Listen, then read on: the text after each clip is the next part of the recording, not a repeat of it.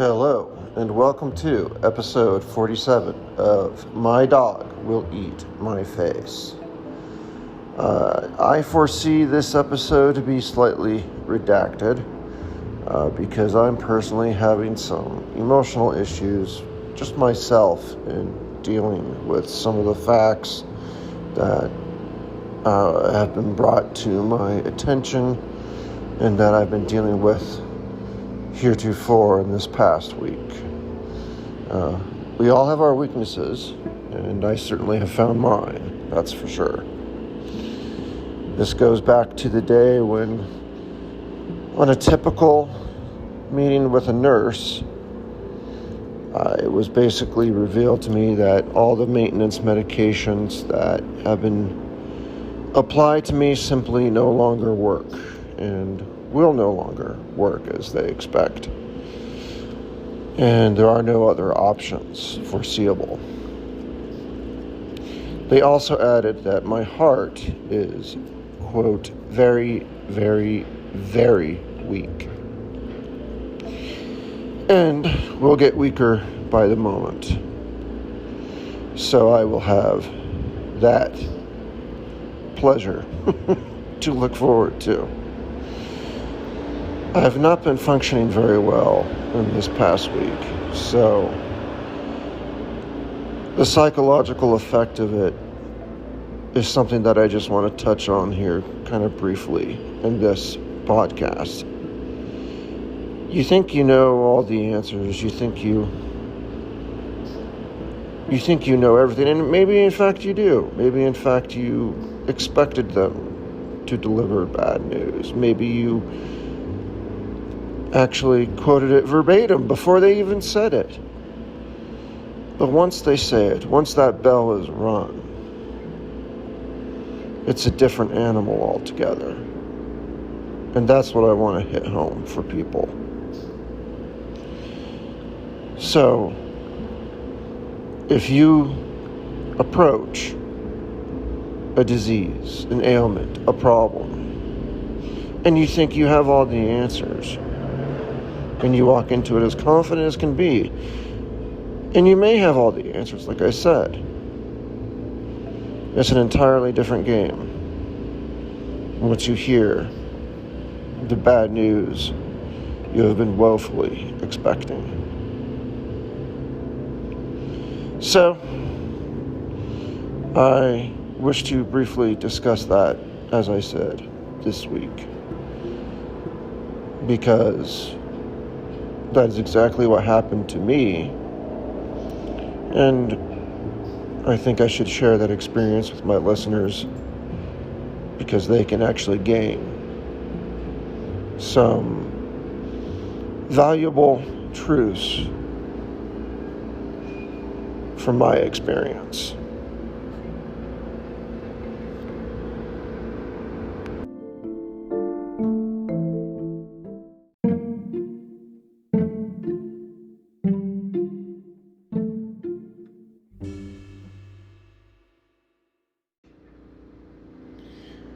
So, as any listener might know, I think I felt rather prepared for just about any news from medical staff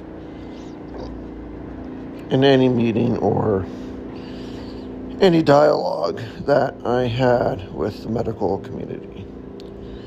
Because I have prepared, frankly, so much through my own inner dialogue, my own internal preparation, my own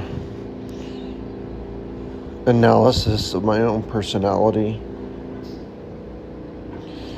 to where I felt that a single meeting with my medical team would not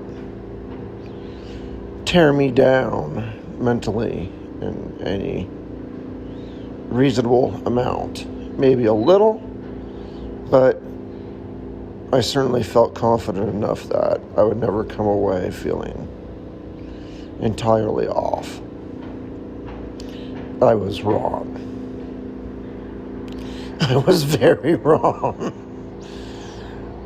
The meeting we had last week was very difficult for me, to put it mildly. It just consisted of myself, my father, my regular nurse, and the head nurse who actually dialed in to the meeting. She was just FaceTimed in for the meeting. And at first everything was normal and going as one might otherwise expect. But there came a point in the meeting when the medical caretakers stated that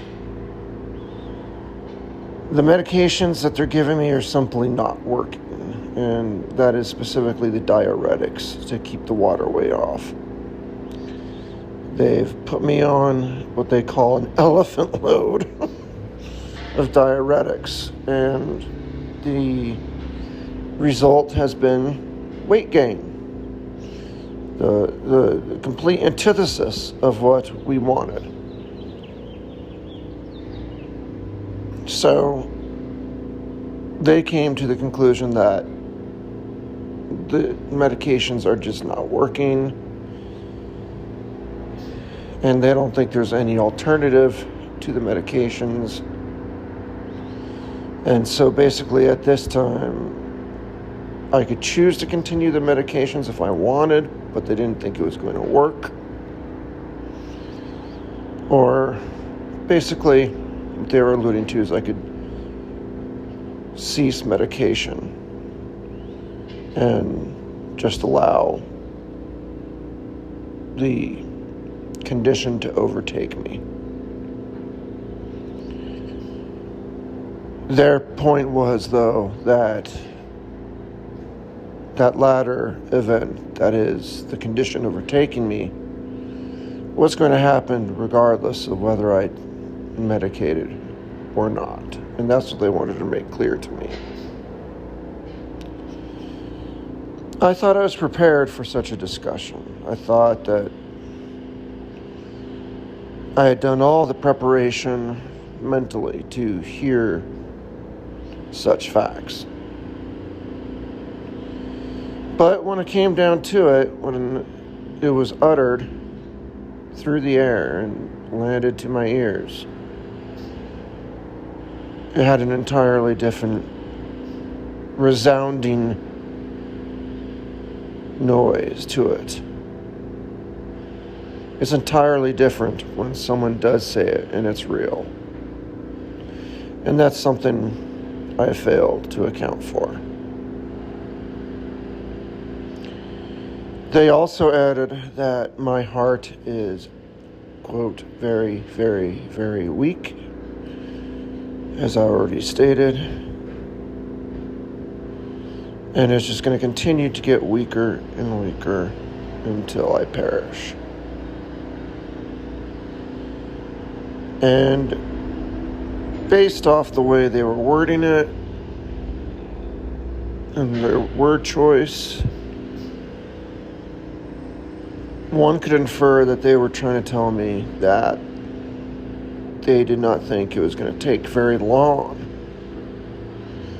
for the heart to weaken much further to a point that is untenable and incompatible with life. I've had symptoms of a weak heart throughout my body as well. It's not limited to just the diuretics. I've had swelling and edema in my feet, no matter what I seem to do. I've even had what I would call extreme swelling in my feet from edema. First thing in the morning, even after my feet were up all night. Which is the opposite of the way it's always been. And contrary to the way it should work, it should be in its best shape in the morning. But I guess that's just it. That was its best shape. was severe swelling. That was the best it could do.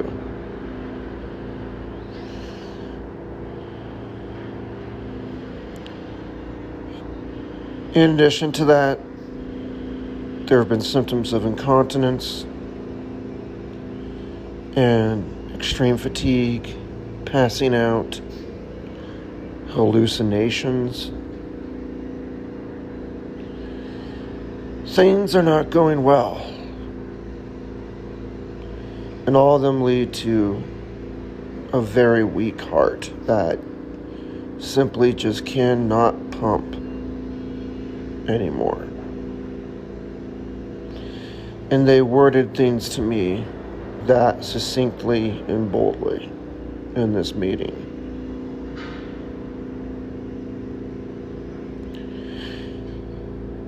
I don't know why this meeting was so different,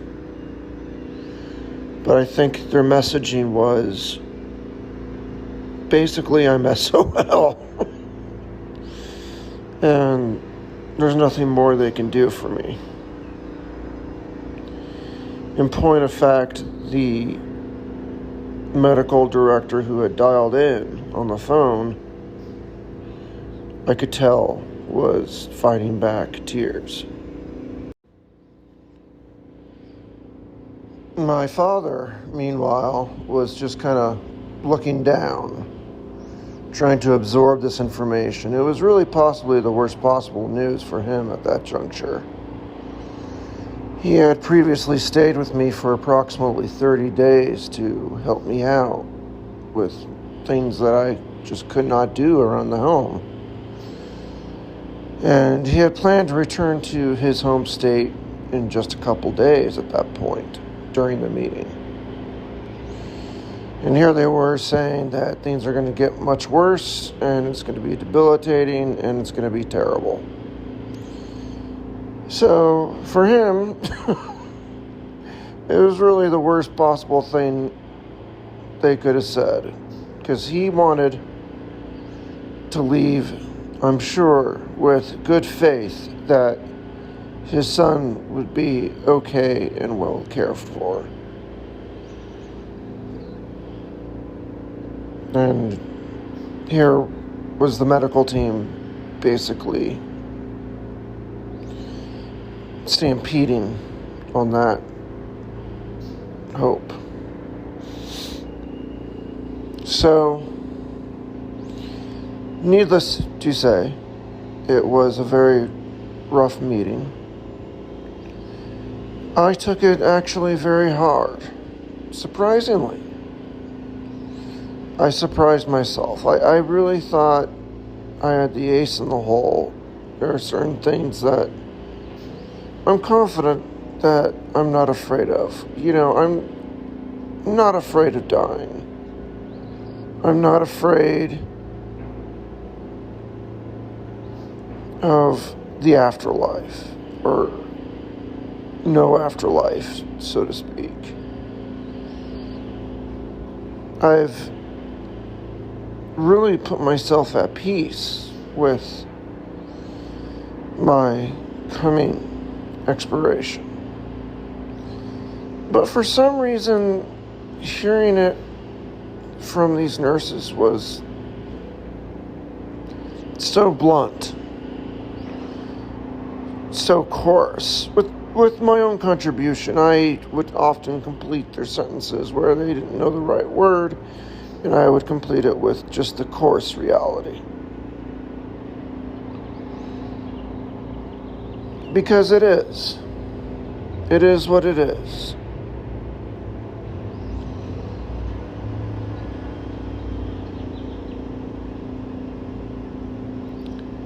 And I guess I just wasn't expecting it. I wasn't expecting them to say, hey, these meds just aren't working. I still wanted some hope. In fact, I opted to continue the medication regardless, out of hope that maybe, just maybe, I can still get some relief from the medication.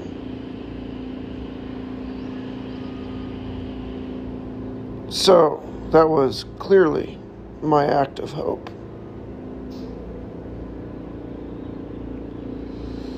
And time will tell if I will get any relief or not.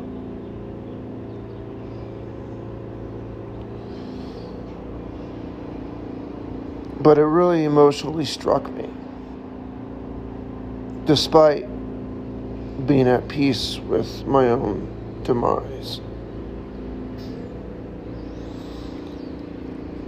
I think the lesson here is that no matter how well prepared you may be, when it comes to the moment for yourself or a loved one,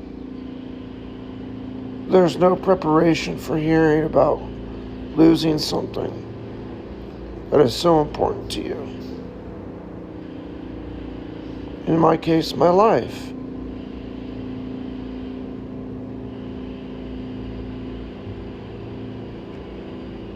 When it comes to it, there's just no preparation for that when it becomes reality. When you hear other people crying, that really instills a gravitas that I was not otherwise expecting.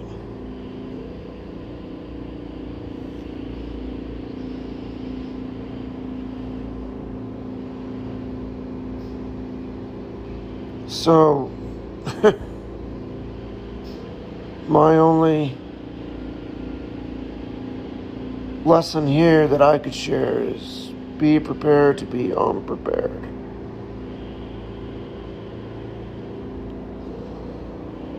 When big news hits, when a big change hits for you or for a loved one, no matter how prepared you are in your well-being mentally, you will never be able to imitate the real event. And when it actually happens,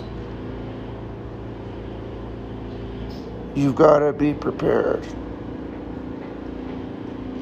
to be still shocked, still hurt, still in pain, and all those things you thought you got past. Maybe just a week.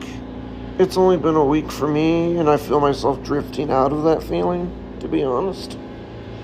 And that might be good. Maybe if I was unprepared, I'd be stuck in that feeling until my demise, and that'd be a terrible way to live the end of my life.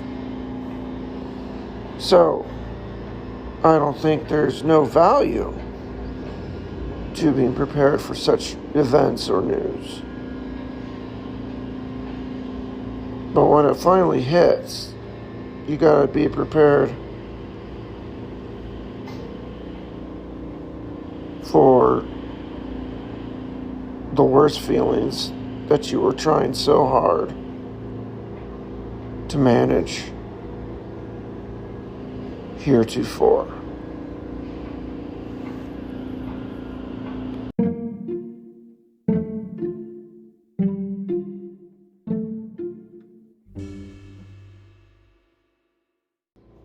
So in the past week, I've had to come down, so to speak. I've had to manage my emotions and deal with the negative feelings that transpired as a result of this one meeting. And it was very difficult. And I failed in many respects.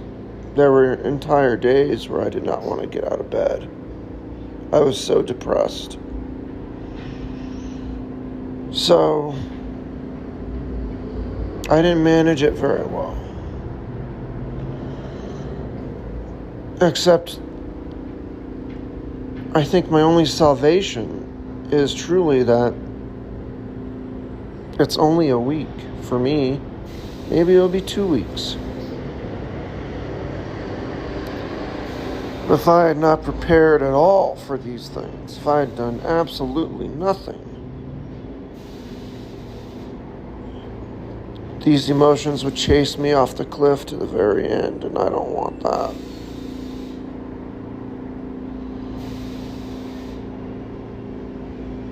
So, I don't know. I'd imagine I would have handled it better if I had somebody with me. If I had a companion of some sort. But alas, I didn't, except for my little dog, who will eat my face when I die.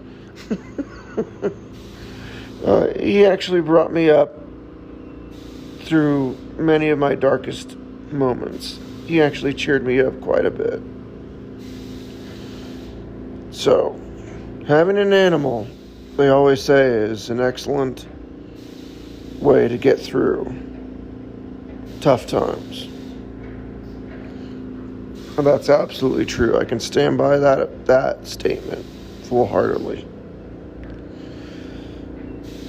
So I don't know. I don't think I handled it very well because, I spent entire days in bed with depression. I was alone, I was isolated, and I don't think that was the right way to handle that. I am coming out of that stupid cocoon. I'm no longer in that state, so to speak. And I'm facing those hard emotions more sternly. And coming to the fact that, hey, I did prepare for this. I did know this was going to happen. And I already know and have analyzed in my heart of hearts that it will be okay. And that's a huge statement. That I could actually analyze these events and these statements. And I can say to myself, it will be okay.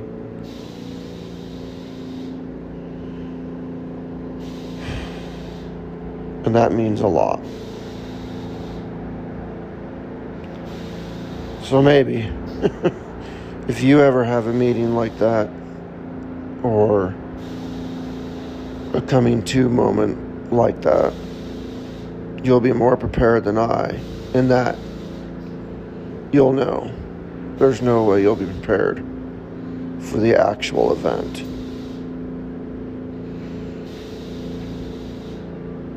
I think the best thing to prepare for is afterwards. The come down.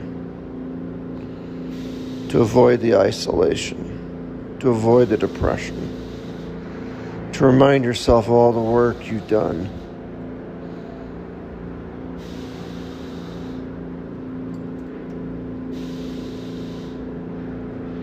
And I think that is the way out.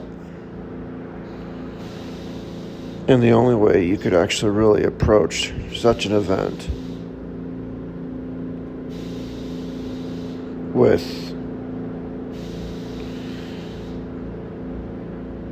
a plan in a way that can mitigate your experience.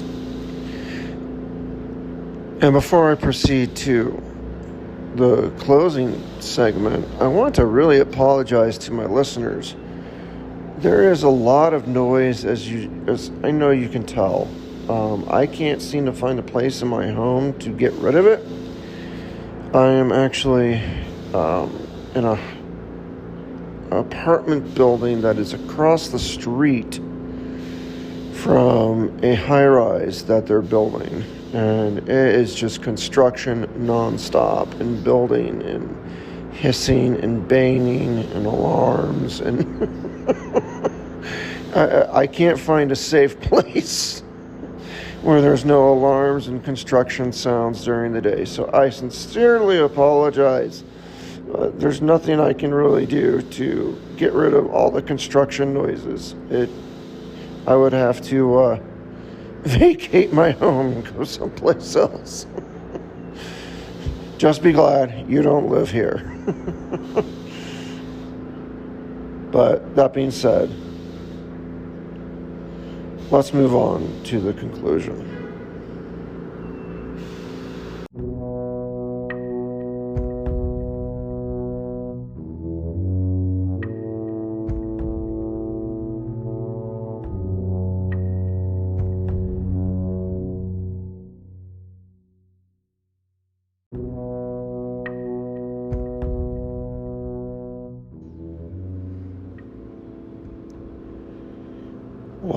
it seems like some of the construction has died down across the street. So hopefully I can do an ending segment with clarity. Again, I sincerely apologize to my listeners for the constant hissing and banging and whatever other noises you might have heard in the background. It's out of my control. I can't really go across the street to the high rise and threaten all the workers. That probably would end in tears, but would be amusing. Anyway, that all being said, this week's podcast is just a reflection of that one meeting, because it was a very important meeting. It really grounded me in the fact that this is real. I think that's what made it so potent to me.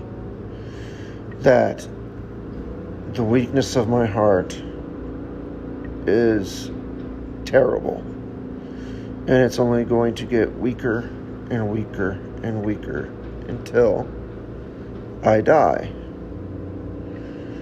And that's just the fate that awaits me, and there's nothing that humanity and its best medical science can do about it.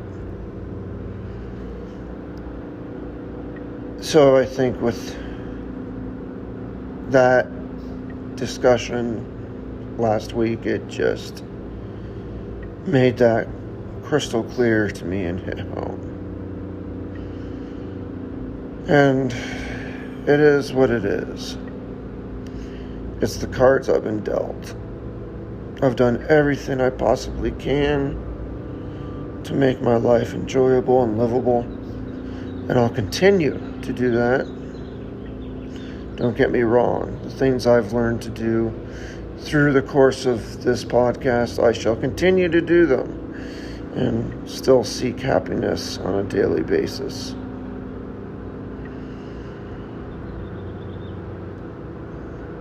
And I'll try my best to manage the downtimes when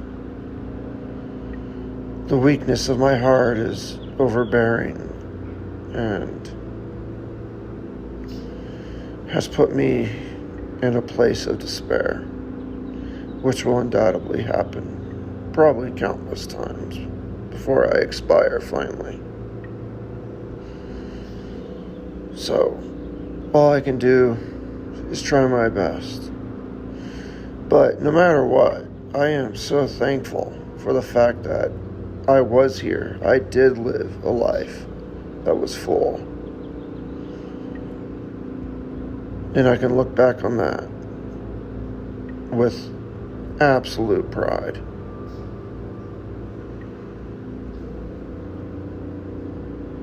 So, as Horace once said, tomorrow do thy worst, for I've lived today.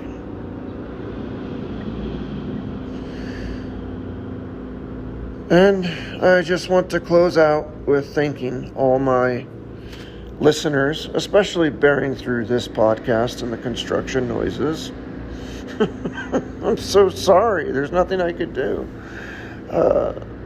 I appreciate your listenership and diligence and forbearance of the noisy mess.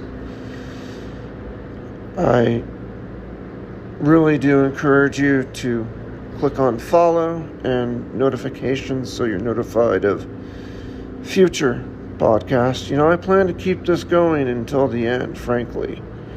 So there might be 5-minute podcasts at the end saying, that's it, I'm checking out.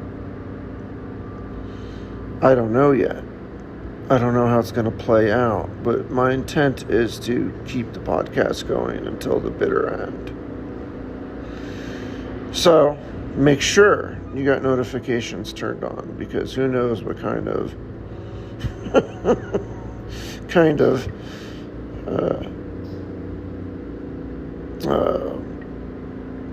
I don't even know what to call it, kind of dire message might come across.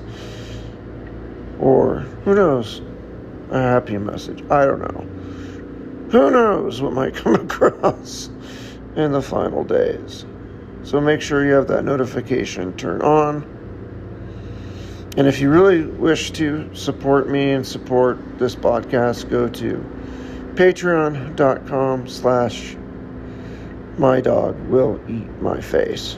And you can drop a little shekel for me so I can keep this podcast running.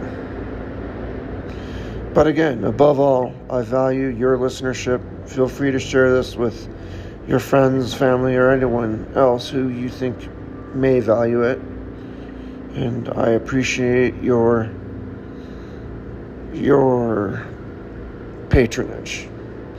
And with that, I hope to speak with you next week.